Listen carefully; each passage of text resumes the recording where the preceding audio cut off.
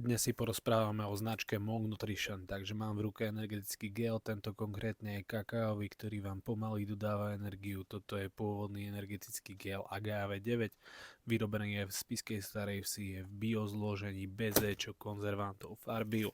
Máme tu aj ďalšie gely, ako je to tá guaraka čokoládová, jahodová, obidve sú v bio kvalite, rovnako vyrobené v Spišskej Starej Vsi. Vynikajúce na nich je to, že obsahujú guaránu. Guarána vám dodáva pocit bdelosti, je to alternatíva kofeínu, avšak pomalšie sa uvoľňuje. Ďalšie, čo mám v ruke, tak to je baobab a lemon matcha. Baobab to je africký strom života a jeho plody sú použité v tomto geli. Získal ocenie Great Taste Awards. Toto je lemon matcha, japonský zelený čaj matcha. Obidva energetické gely sú mimoriadne chutné, jemne sladké, sladkokyslé. Tento tu je fakt, že mňamka. Toto je môj najobľúbenejší energetický gel a to je mangový. 70% obsahuje manga, je to taký riedší energetický gel, vynikajúci, chutný a toto je mňamka.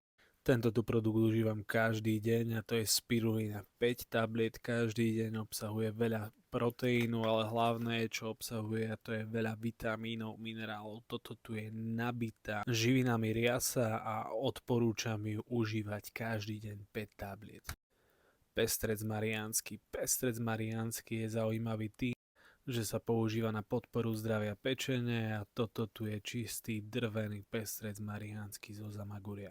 Jonťák, milujem jonťák a hlavne chuť tohto tu jonťáku, je to kombinácia citrusových plodov, konkrétne baobabu a citrónu. Tento je bez konzervantov, stabilizátorov, farbiu v biokvalite a to si veľmi cením, lebo je totálne čistý. Jediná nevýhoda je toho, že usádza sa a je tam usadenina, takže stále treba preklepať a je to tu aj napísané, ale tá chuť je neskutočná. Dostávame sa k môjmu najobľúbenejšiemu produktu a to je Monk Anti-Stress Ritual. Toto je zmes na prípravu čokoládového nápoja, ktorú stačí, keď si nasypete do 100 ml horúcej vody, zamiešate a vyhotovíte si fantastickú, lahodnú, temer topenú čokoládu. A fantastické na ňom je, že obsahuje kvalitné kakao a čokoládu. Kakao je z Tanzánie, čokoláda je z Belgicka, huby sú z Japonska, je tam reishi, shiitake, maitake, chaga, cordyceps, lion's mane a tremela a je tu ešte ashwagandha a maca.